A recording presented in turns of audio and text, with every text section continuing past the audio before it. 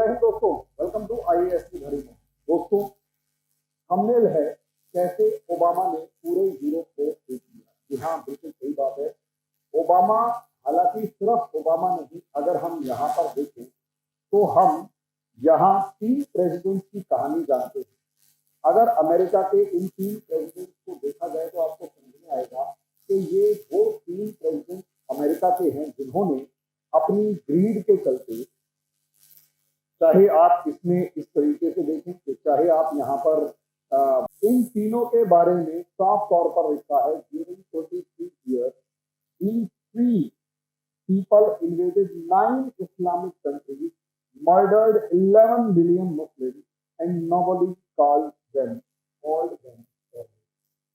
सोचिए कि इन 3 लोगों ने 3 साल के अंदर 9 इस्लामिक देशों पर हमले किए, 9 इस्लामिक देशों पर हमले किए, 1 करोड़ 10 लाख, 11 मिलियन का मतलब सीधा सीधा ये है, 1 करोड़ 10 लाख लोगों को मार डाला और किसी ने उन्हें टेररिस्ट नहीं कहा।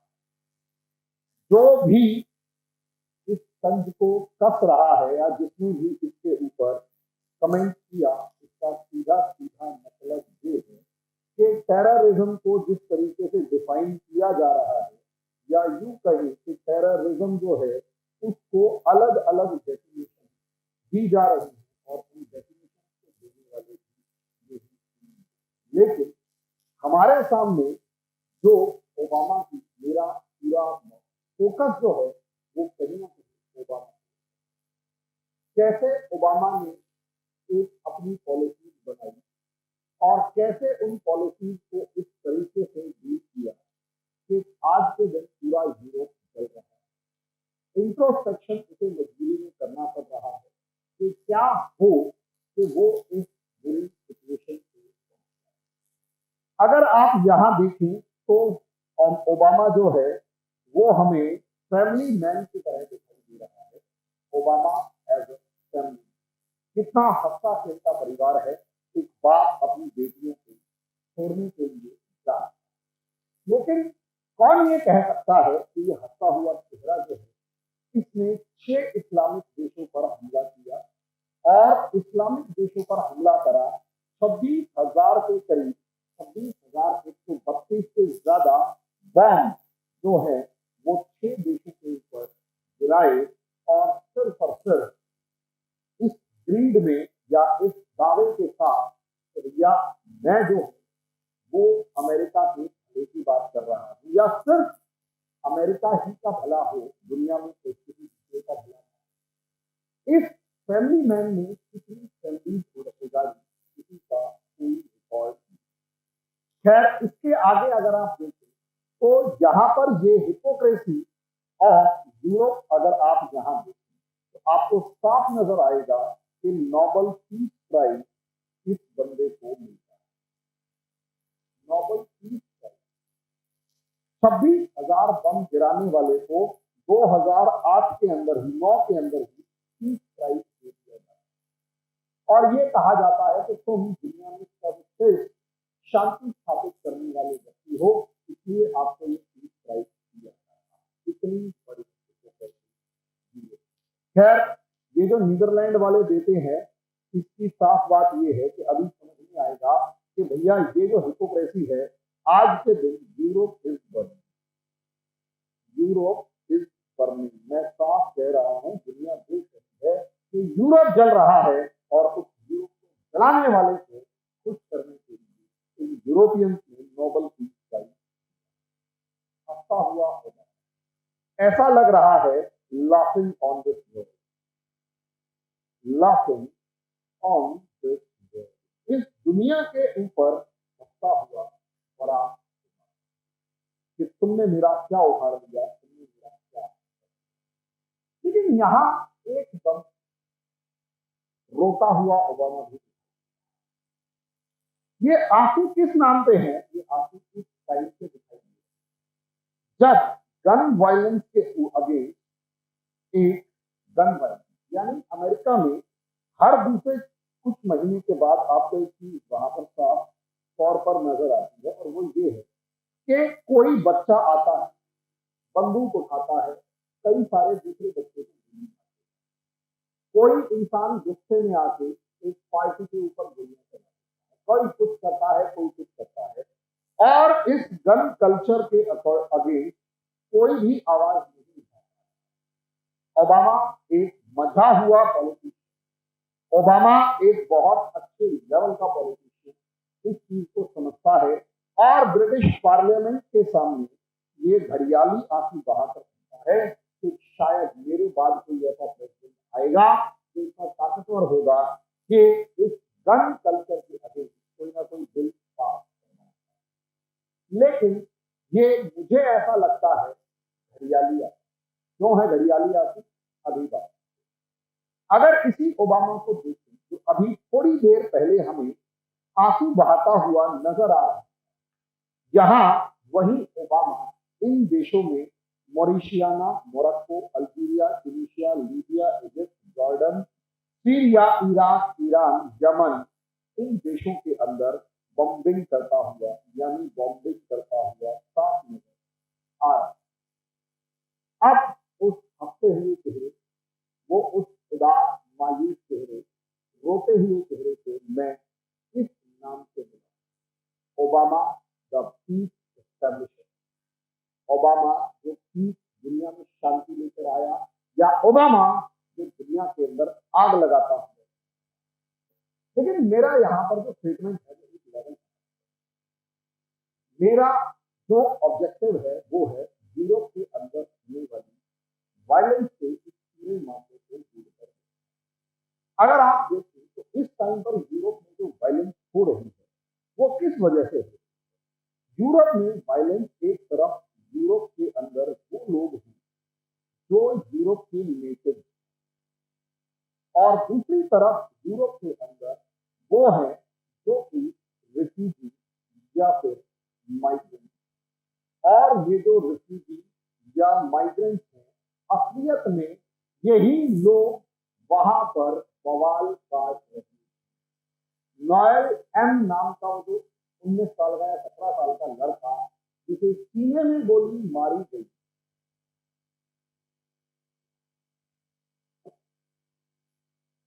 उसके नाम पर इन रिफ्यूजीज ने जो फ्रांस में तूफान मचाया है, खबरें आ रही हैं कि ऐसा ही तूफान बेल्जियम के अंदर भी मचा और ऐसा ही तूफान स्विट्जरलैंड के अंदर भी। इसका मतलब कहीं ना कहीं कुछ ना कुछ ऐसा जरूर है जिस वजह से पूरा यूरोप जल रहा है, या कम से कम बारूद के ढेर पर ये यूरोप है। तो सवाल ये है कि यूरोप के अंदर कितना कलेश हुआ। तो इसके लिए थोड़ा सा हमारे को एक मैप के ऊपर देख लेना चाहिए। ये हमारे पास एक यूरोप का, ठीक है। इस यूरोप के मैप में अगर आप साफ तौर पर देखें तो हमारे सामने यहाँ पर ये यूरोपियन कंट्रीज हैं जो कि रशिया से बॉर्डर इनका अप्रोक्सीमेट किसी भी फॉर्म में शेयर है, ठीक है। इस यूरोपियन कंट्रीज में अगर हम देखें तो ये एक टेरिटरी ऐसी थी जो कि पूरे तरीके से बॉर्डर लाइन की फॉर्म में। उस टाइम पर विंस्टन चर्चिल ने बाल्टिक से एड्रियाटिक के बीच में आयरन कर्टेन की बात की थी, तो मैंने ये वाला वो आयरन कर्टेन वास्तव में था क्या कि यहाँ पर यूएसएसआर मौजूद और यहाँ पर ये वेस्टर्न कंट्रीज इस तरीके से यहाँ पर मौजूद। नॉर्वे वेस्टर्न कंट्रीज में शामिल था और इसने नाटो की सदस्यता स्वीकार। यानी ये जो कंट्रीज हैं ये नाटो की, इसमें ग्रीस को भी हम शामिल कर लेते हैं और टर्की को भी शामिल कर लेते हैं। यानी ये जो कंट्रीज हैं ये नाटो, और कहीं ना कहीं इन नाटो कंट्रीज का एक दुश्मनी की फॉर्म में हमें साफ नजर आता है मामला।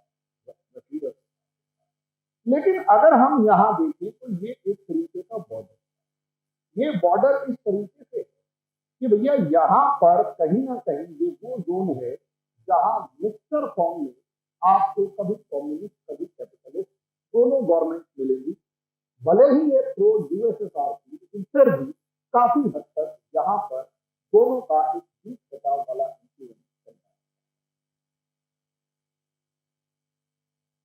है। यहाँ ये एक बॉर्डर लाइन थी। अब इसका हुआ ये कि जब 1990 के अंदर 1990 में फॉल ऑफ यूएसएसआर हमारे को देखने को मिला, और कहीं ना कहीं जो रशिया है वो भी एक अच्छा पोस्टर हमें दिखाता है और दुनिया को दिखाता है, और वो फ्रेंडली रिलेशन इस्टेब्लिश करना शुरू कर देता है। देखो, जब दुश्मन दोस्त बनने लग जाए तो ये आपकी भी जिम्मेदारी है कि कुछ ना कुछ उसके साथ दोस्ती वाला व्यवहार किया, ये समझिए। आपकी भी जिम्मेदारी है कि आप भी कुछ ना कुछ उसके साथ दोस्ती वाला व्यवहार करें, तो है फायदा, वरना कोई फायदा नहीं। मजे की बात, यूरोपियन कंट्रीज जिनका मैंने अभी नाम लिया, ये नाटो कंट्रीज जितनी भी आपको दिखाई दे रही है, इन्होंने भी, इन यूरोपियन कंट्रीज ने बहुत ही फ्रेंडली बिहेवियर दिखाया रशिया के साथ, और यहाँ रशिया से ऑयल और गैस सप्लाई लाइन, ऑयल और गैस सप्लाई लाइन यहाँ रशिया से यूरोपियन कंट्रीज को स्टार्ट हो गई। ये एक बहुत बड़ी शुरुआत, लेकिन क्या रशिया के साथ ये फ्रेंडशिप अमेरिका को रास है? अगर आप प्रैक्टिकली देखें, या अमेरिका ने जो वादे गॉर्बेचोव को किए थे, मिखाइल गॉर्बेचोव को किए थे कि भाई साहब हम आपके बात का, आपके वादों का सम्मान करते हैं, हम आपके साथ दोस्ती करना चाहते हैं, आपके किसी भी जो हम वादे कर रहे हैं उसे छोड़ेंगे नहीं। और जैसे जैसे सिचुएशन है, ये सारी सिचुएशन वैसे वैसे ही चलेंगी, ये हमारा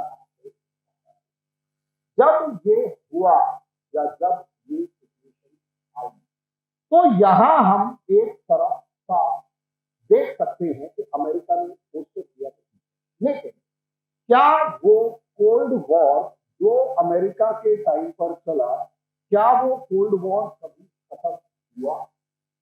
आंसर है, मेरे व्यक्ति का अगर ओपिनियन दे तो आंसर सीधा है कि कोल्ड वॉर असलियत में 1945 से लेकर 1990 के बीच तक, ऐसा मेरा मानना है कि first part of cold war, या फिर यूं कहें कोल्ड वॉर 1 जो है वो खत्म हुआ, और इस कोल्ड वॉर 1 में खुले तौर पर फॉल ऑफ यूएसएसआर देखने को। तो सवाल उठता है, क्या फॉल ऑफ यूएसएसआर के बाद कोल्ड वॉर खत्म हो गया? देखने में तो आपको अच्छा लगेगा कि हाँ भाई खत्म हो गया, 10 साल दुनिया में, लेकिन मेरा मानना ऐसा है कि कोल्ड वॉर के बाद 2008 के आसपास तक यहां कहीं ना कहीं कोल्ड वॉर 2 जो है वो लड़ा था।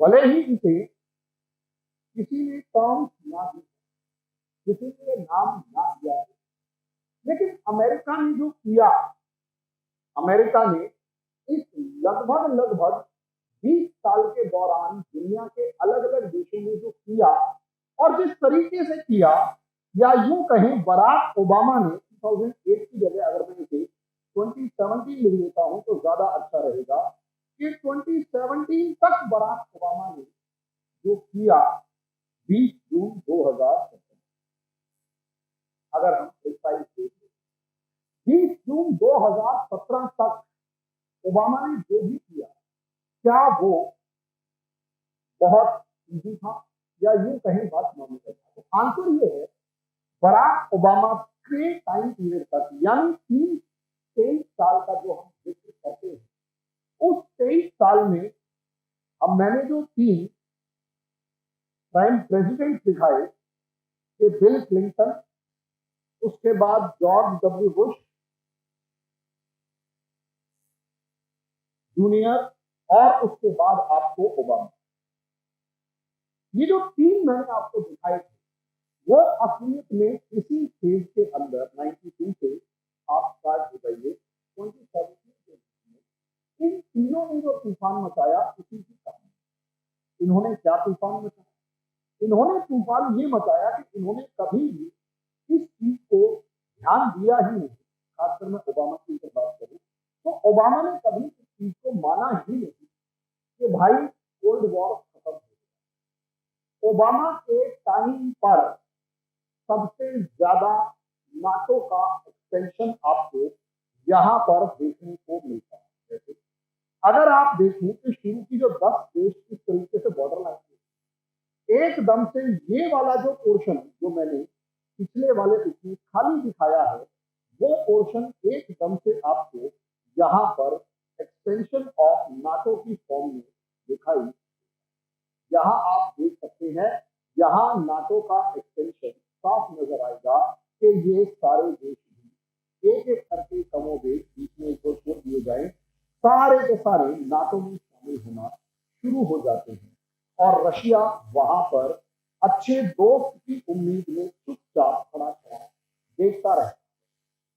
सोच कर देखिए अगर रशिया से कोल्ड वॉर खत्म हो गया होता तो क्या ये सारे के सारे नाटो कंट्रीज अपने आप को डिफेंड और क्या ये सारे नाटो कंट्रीज अपने साथ रशिया के पुराने दोस्तों को मिलाते रहते? अगर कोल्ड वॉर खत्म होता तो ऐसा कुछ भी नहीं। लेकिन ऐसा सब कुछ इसलिए हुआ क्योंकि इंटेंशन ऑफ अमेरिका कभी भी अच्छी थी ही नहीं। अमेरिका की इंटेंशन हमेशा ये थी कि कैसे भी करके ज्यादा से ज्यादा लेवल कैसे भी करके ज्यादा से ज्यादा लेवल पर रशिया को खत्म किया जाए और यूएसएसआर की जगह जो रशिया आया उस रशिया के अंदर कम्युनिस्ट रजीम का लास्ट बंदा जो पुतिन आया हुआ है इसे भी कैसे भी करके खत्म किया जाए और इसकी जगह पर एक पपेट यानी कठपुतली को बिठाया जाए जो रोज सुबह उठ के ओबामा जिंदाबाद बाइडेन जिंदाबाद या ऐसे कुछ नारे ताकि रशिया को अपने कंट्रोल में लेके अगला नंबर चाइना का लगाए। लेकिन क्या ऐसा हुआ? तो मेरा ऐसा मानना है कि नहीं। क्यों नहीं? क्योंकि ओबामा ने जो प्लान बनाया वो सफल नहीं हो पाया क्योंकि पुतिन यहां पर ज्यादा स्मार्ट निकले और जिस तरीके से ओबामा ये देख रहा था कि कहीं ना कहीं रशिया के साथ जो रिलेशन नाटो कंट्रीज बना रही हैं उन्हें रोक पाना बड़ा मुश्किल था। क्यों? क्योंकि रशिया के साथ नाटो कंट्रीज के जो रिलेशन हैं, खासकर नाटो को नहीं लिखूंगा, यूरोपियन कंट्रीज के जो रिलेशन हैं वो कहीं ना कहीं खुले तौर पर फ्रेंडली रिलेशन होते जा रहे हैं और रशिया लगातार ऑयल एंड गैस परचेज करता हुआ नजर आ रहा है। ऐसी ही सिचुएशन में 2001 में चाइना भी WTO वर्ल्ड ट्रेड ऑर्गेनाइजेशन जो कि अमेरिका ने बनाया उसके अंदर शामिल होता है और WTO के रास्ते चाइना भी यूरोप के अंदर एंटर कर जाता है। WTO के रास्ते चाइना भी यूरोप के अंदर एंटर कर जाता है और यहां से अब यूरोप का एक नया रिलेशन शुरू होता है। एक तरफ अगर आप देखें सिक्योरिटी, दूसरी तरफ आप देखें एनर्जी नीड और तीसरी तरफ यूरोप की मार्केट एंड इन्वेस्टमेंट। असलियत में आप यहां पर अगर देखें तो एक तरफ सिक्योरिटी, एक तरफ एनर्जी नीड, दूसरी तरफ मार्केट एंड इन्वेस्टमेंट। यूरोप जो किसी टाइम पर अपने पैरों पर खड़ा होता था अब वो सिक्योरिटी के लिए अमेरिका पर डिपेंड होता चला और यहाँ नाटो जो है इसका बेस्ट एग्जांपल है कि सिक्योरिटी के लिए यूरोप अमेरिका पर डिपेंड। लेकिन क्या सिर्फ अमेरिका पर डिपेंडेंट है? तो आंसर है नहीं, क्योंकि अपनी एनर्जी नीड्स के लिए वो रशिया पर डिपेंडेंट है और रशिया पाइपलाइन के थ्रू यूरोप को ऑयल और गैस सप्लाई करने लग गया। इसकी वजह से ट्रांसपोर्ट कॉस्ट से लेकर दूसरी कॉस्ट बचने लग गई और उसका नतीजा ये हुआ कि कहीं ना कहीं ऑयल और गैस जो था वो चीप मिलने लग जाएगी। तो यहां पर रशिया का इंफ्लुएंस यूरोप के ऊपर बढ़ने लगा, लेकिन मार्केट और इन्वेस्टमेंट के नाम पर यहां पर चाइना के ऊपर यूरोप, यानी यूरोप से टेक्नोलॉजी और दूसरी चीजें चाइना के पास पहुंची, चाइना ने सबकी चीजें यूरोप के अंदर भेजी। इससे जो पैसा मिला चाइना को, चाइना ने वो पूरे का पूरा पैसा उठाकर यूरोप में वापस से इन्वेस्ट करना शुरू कर दिया। यानी जो यूरोपियन अब अपनी लेविश लाइफ पर जी रहे थे या हैबिचुअल हो चुके थे, अब वहां पर सिचुएशन क्रिएट होना शुरू हुई और उस लेविश लाइफ की फाइनेंसिंग चाइना से होना शुरू हो गया। तो यहां आप खुद सोचकर देखो यार कि असलियत में यूरोप बचा क्या। यहां ये जो यूरोप है ये बचा क्या? वास्तव में ये जो यूरोप है ये तीन देश अमेरिका, रशिया और चाइना के कंट्रोल में जाकर खड़ा हो गया और ये कैसे भी चाहे ये यूरोप को लगातार, अमेरिका इस चीज को चुपचाप बैठे हुए नहीं देख कि यूरोप पूरे का पूरा रशिया और चाइना की गोद में जाकर रहा है। यहां से अमेरिका की प्लानिंग शुरू होती है और उस प्लानिंग में सबसे पहला देश जो नाम आते, मतलब सबसे पहला जो प्लान आता है वो आता है अफ्रीकन। अब आप कहोगे अफ्रीकन प्लान, मुझे अब समझ में, मतलब मुझे ऐसा लगता है, मैं इसी का बहुत ज्यादा जिसे कहता हूं कि मतलब सपोर्ट करता हूँ कि जो 9/11 अटैक था उसमें कहीं ना कहीं अमेरिका की सरकार या अमेरिका की CIA, इनमें से अमेरिकन में से किसी न किसी का हाथ था। श्योर ना मेरे पास कोई सबूत ना हो, लेकिन जिस तरीके से अगर देखा जाए और स्टेप बाय स्टेप सिचुएशन को देखा जाए तो वहां ऐसा लगता है कि अगर कोई सिक्योरिटी ब्रीच हुआ भी था तो जिस तरीके से अमेरिका पूरी दुनिया का सबसे ज्यादा ताकतवर देश है,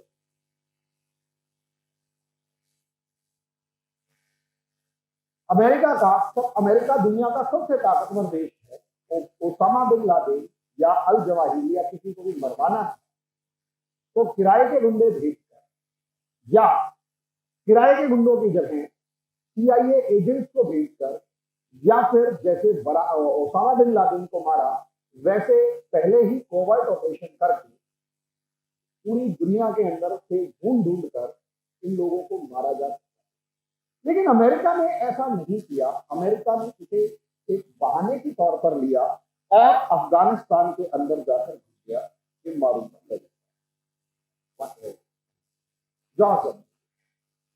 अफगानिस्तान के अंदर। क्यों?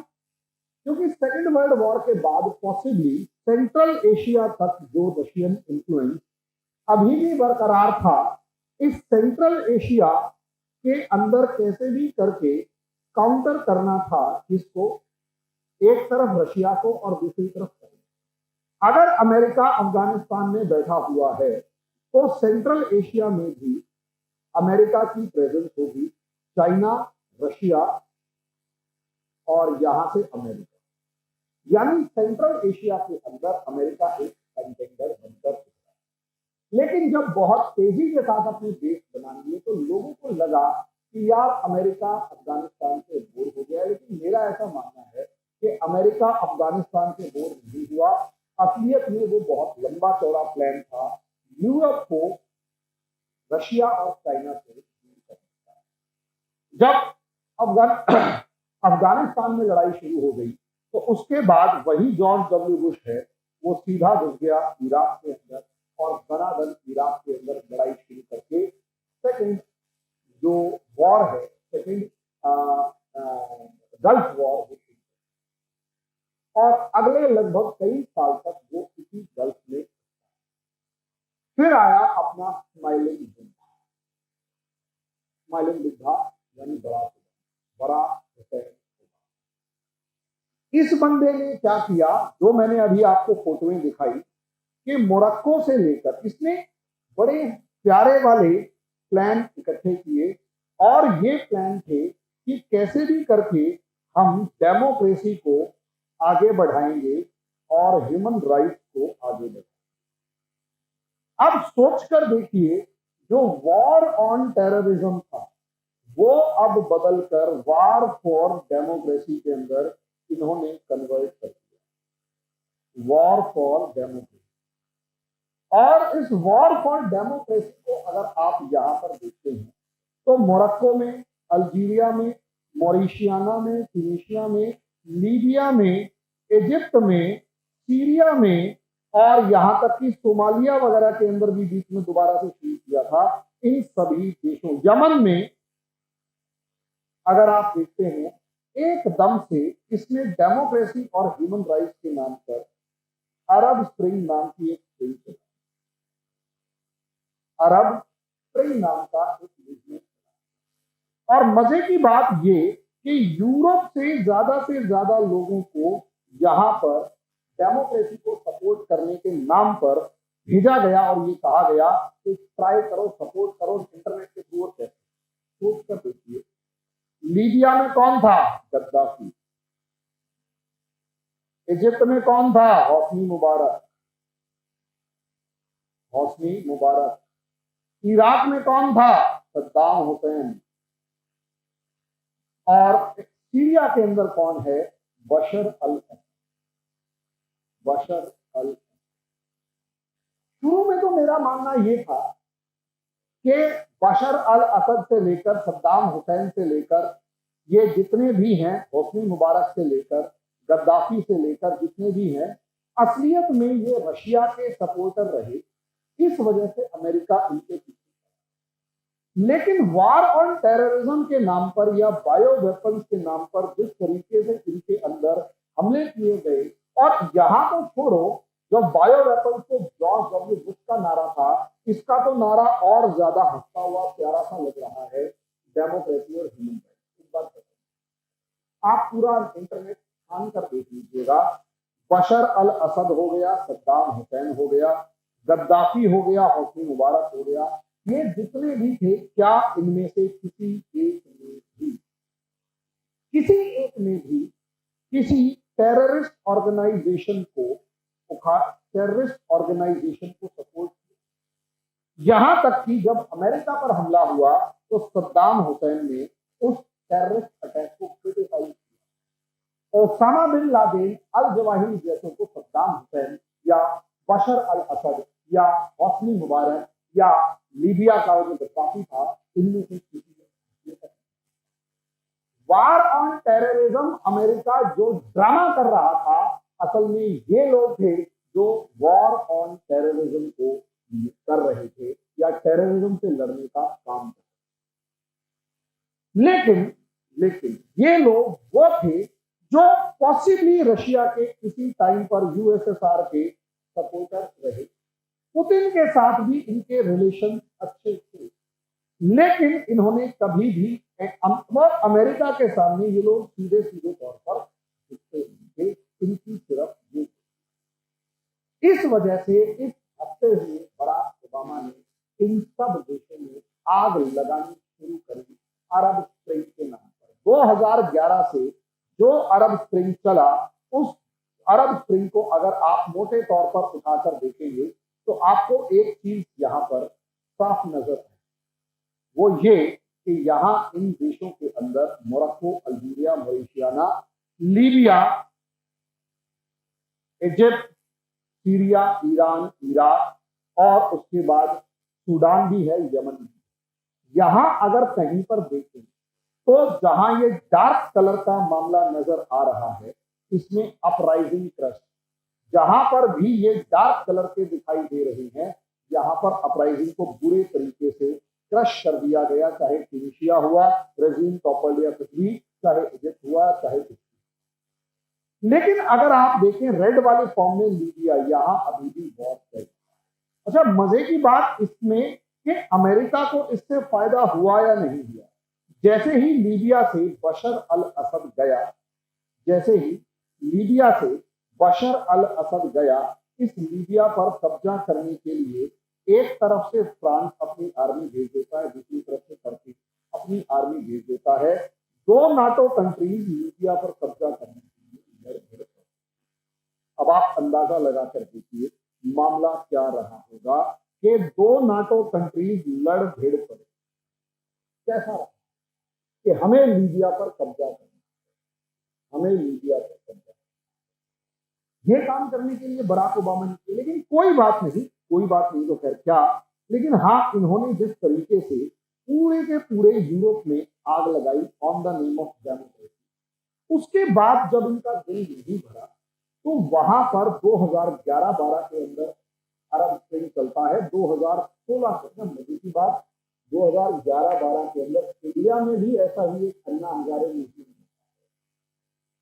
उस मूवमेंट में एक सरकार जाती है और दूसरी सरकार खड़ी जाती है जो पुरानी सरकार से कहीं ज्यादा ताकतवर है, और यहां अमेरिकन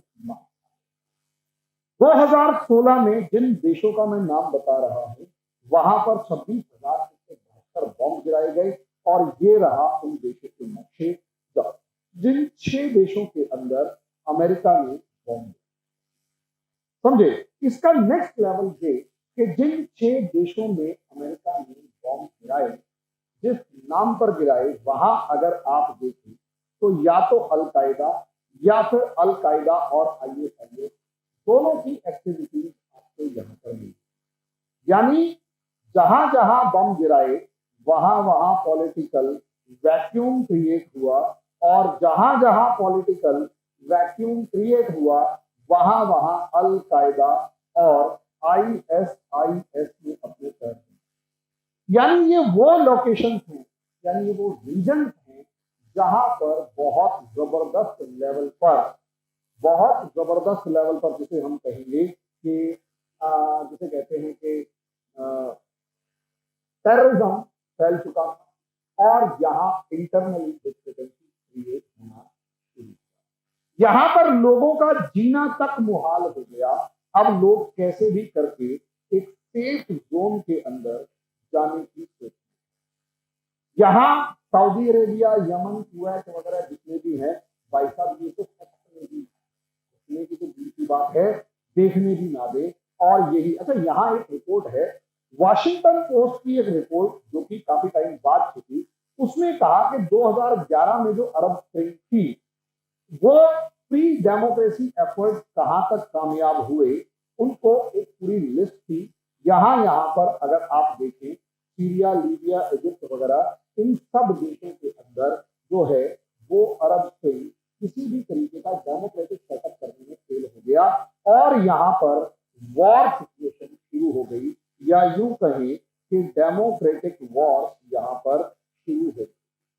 अब उसके बाद अगर आप देखें तो बराक ओबामा ने जिनको सपोर्ट किया उन देशों के नंबर भी 2 मिनट देख, ताकि फिर हम जब यूरोप में आए तो पता नहीं।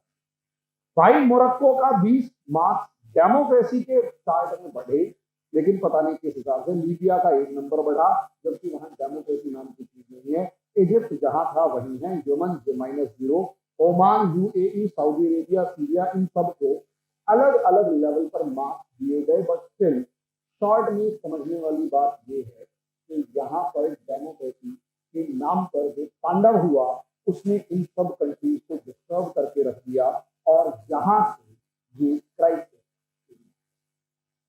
बराक ओबामा ने जो आग लगाई वहां से ये क्राइसिस शुरू हुआ, और लोग अब इन देशों से अलग अलग रूट, ये जो आपको रेड कलर के दिखाई दे रहे हैं, ये आपको यहाँ पर रूट नजर, ये आपको यहाँ पर वो रास्ते नजर आएंगे जहां से होते हुए ये जो माइग्रेंट्स हैं ये एक जगह से दूसरी जगह पर कंसिस्टेंटली मूव करते हुए, रास्ते बदलते हुए इधर से कैसे भी करके पहुंच, और ये रूट जो हैं अलग अलग, जैसे अगर अफ्रीका कंट्रीज से देखोगे तो नीचे से आपको यहाँ पर ये रूट नजर आए, यहाँ से वो रूट है। इन्हीं का दूसरा फॉर्मेट टर्की से ग्रीस, ग्रीस से मैसिडोनिया, मैसिडोनिया से बॉस्निया, बॉस्निया से मैसिडोनिया से सर्बिया, सर्बिया से बॉस्निया, हंगरी, ऑस्ट्रिया होते हुए जर्मनी, फ्रांस तक जहां भी आप पहुंच सकते हैं वहां पर ये रूट होते हुए नजर आए। ये तीसरा मैप है कि किस तरीके से अलग अलग लेवल पर जो है अलग अलग डायमेंशन से अलग अलग तरीके से यूरोपियन यूनियन के कंट्रीज जो है वो यूरोप के सॉरी अफ्रीका और एशिया के वार टॉर्न कंट्रीज से रिफ्यूजी यूरोप के अंदर एंटर करते हैं और बहुत तेजी के साथ यूरोप के अलग अलग देशों में, यानी रायता फैलाया ओबामा, नाली का पानी भर गया यूरोप और वो अब यूरोप में बदबू मार रहा है फ्रांस में आगजनी करके। लेकिन सवाल ये है कि अब यूरोप को कैसे कंट्रोल किया जाए या यूरोप से अभी भी क्या दुश्मनी होगी। तो शॉर्ट में इसे इस तरीके से देखना देखते कि असलियत में यहां एक खेल दूसरा हुआ था जो अब अमेरिका अलग लेवल पर खेल रहा है और यूरोप में फ्रांस पॉसिबली इस चीज को कि अमेरिका को अगर आप देखें तो यहां पर अमेरिका का एक दुश्मन तो है और दूसरा एक दुश्मन है चाइना अपनी ताकत बढ़ा रहा है और इस साउथ चाइना सी के अंदर जिस तरीके से वो ताकतवर हो रहा है वो अलग ही लेवल ये।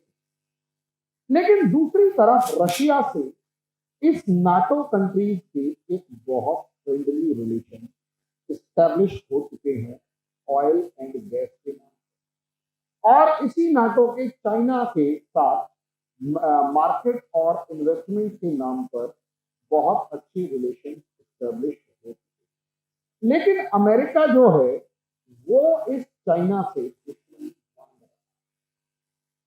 मैं जहां से शुरू कर रहा था वहीं दोबारा ये अमेरिका चाइना से दुश्मनी बांध चुका है और कैसे भी करके ट्रंप ने जिस तरीके से चाइना को खुलकर चुनौती दी point of no return.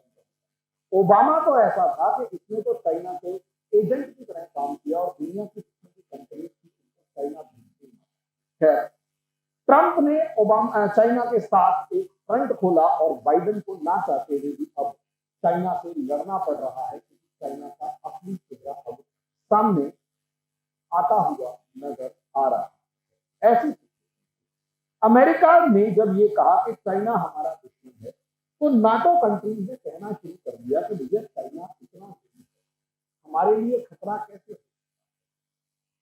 Biden ने ट्रंप ने भी कहा और बाइडेन ने तो साफ तौर पर कहा कि रशिया भी हमारा दुश्मन। नाटो कहते हैं ये तो सच्ची ऑयल और गैस दे रहा है और हमारे सामान बहुत अच्छे रेट पर खरीद रहा है, मस्त बिजनेस चल रहा है। बाइडेन कहता है रुको बताता हूं। असलियत में अमेरिका को अपना एक पुराना बदला लेना था सीरिया में।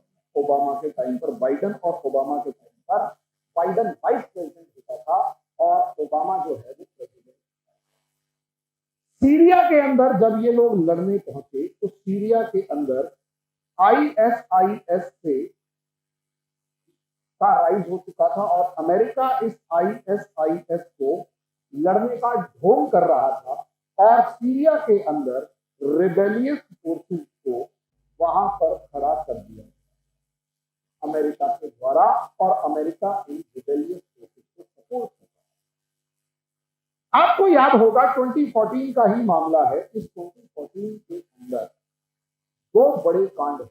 पहला, यूक्रेन के अंदर रशिया जो है वो सीरिया के मामले में अमेरिका से लड़ रहा है और कह रहा है कि भैया जो भी तुम कर रहे हो वो गलत है। आप लोग जो भी कर रहे हो वो गलत है, सीरिया को छोड़ दो। क्योंकि सीरिया गिर गया तो इसका सीधा मतलब है रशिया को मेडिटेरेनियन सी में कोई देश नहीं बचेगा। बराक ओबामा ने पॉसिबली इस चीज को नहीं माना। नतीजा ये कि पुतिन ने बिल्कुल फ्रंट पे आते हुए अपने वॉरशिप मेडिटेरेनियन सी में खड़े किए और मिसाइलें दागी थी। दोस्तों सिर्फ 6 मिसाइलें और उन 6 मिसाइलों ने आईएसआईएस की कमर तोड़ दिया। सिर्फ 6 मिसाइलें, जबकि बराक ओबामा इस दौर के अंदर लगभग 20,000 मिसाइलें दाग चुका है।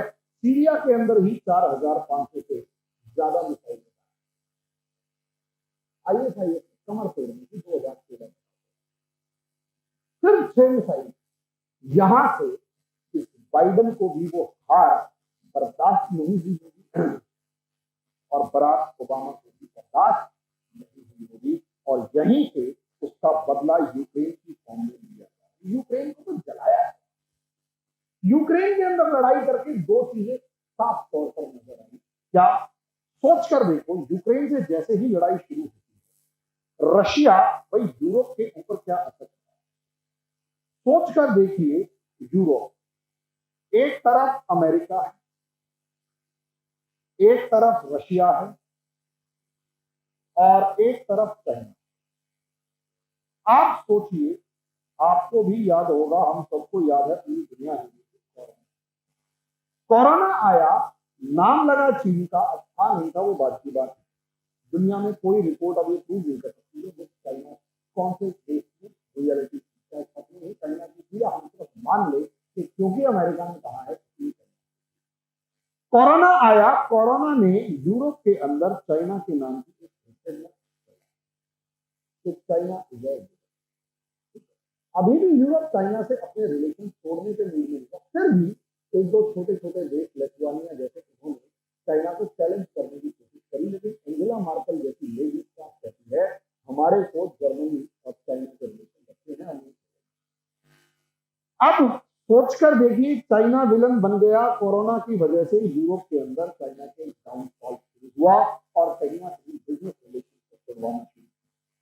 लेकिन रशिया जो है वो ऑयल एंड गैस बेच रहा है और इसीलिए रशिया के साथ यूक्रेन वॉर शुरू किया गया। और रशिया यूक्रेन वॉर का नतीजा ये था कि जो गवर्नमेंट यूरोप के अंदर इस रशिया यूक्रेन वॉर के अंदर यूक्रेन या अमेरिका का साथ नहीं दे रहा, उसकी सरकार तक गिरा दी गई। इसका बेस्ट एग्जाम्पल रशिया के साथ जैसे ही सैंक्शन लगे, ऑयल और गैस मिलना बंद हो गया।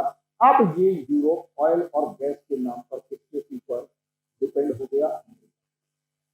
या फिर वो मिडल ईस्ट कंट्रीज के ऊपर, और वहीं से असलियत में कलेश।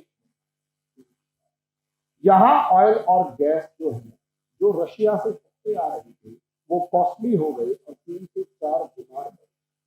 यानी अब जो पेंशनर थे और जो पुराने बूढ़े लोग थे, उनका घर का खर्चा चलना मुश्किल हो गया और गवर्नमेंट का डेट जो था एक तरफ वो बढ़ने लगा और गवर्नमेंट के ऊपर जो लोगों की डिपेंडेंसी थी वो बढ़, और कॉस्ट ऑफ प्रोडक्शन जो है वो भी बढ़ने लगा। नतीजा क्या?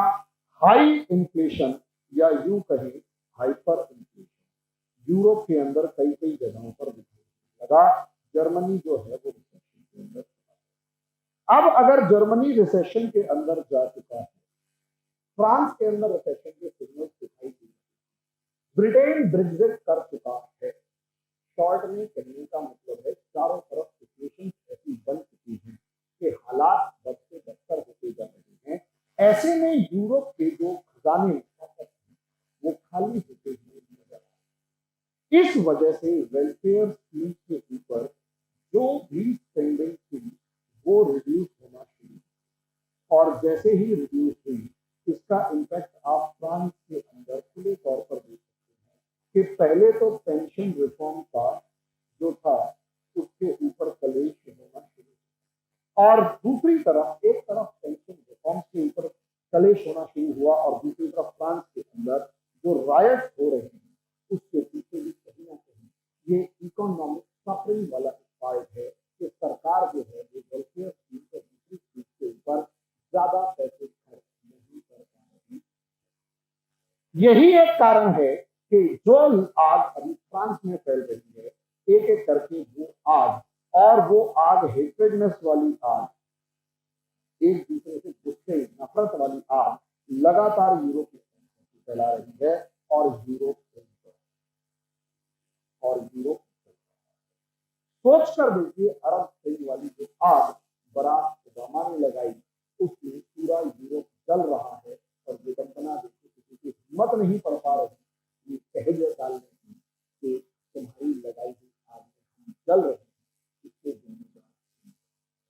जो कहने की कोशिश भी कर रहा है दबे दबे कुचले शब्दों में, जिसकी सरकार सख्त उखाड़ कर फेंक दी जाए। तो सोचिए जियो पॉलिटिक्स क्या है, कैसे खाद लोगों की हंसते हुए चेहरों की बर्बाद कर देने वाली जियो पॉलिटिक्स। हरियाणवी ने गया है बनेगा नहीं। जो शरीर दिखने वाला होता है, इन लोगों ने कहीं ज्यादा बर्बादी करी है। बराक ओबामा, यूरोप को और अफ्रीका को जलाने वाला बराक ओबामा ऐसे ही चल के आते, दो महाद्वीप बर्बाद करने वाला एक बड़ा। आप क्या कहेंगे वो इस तरह जरूर।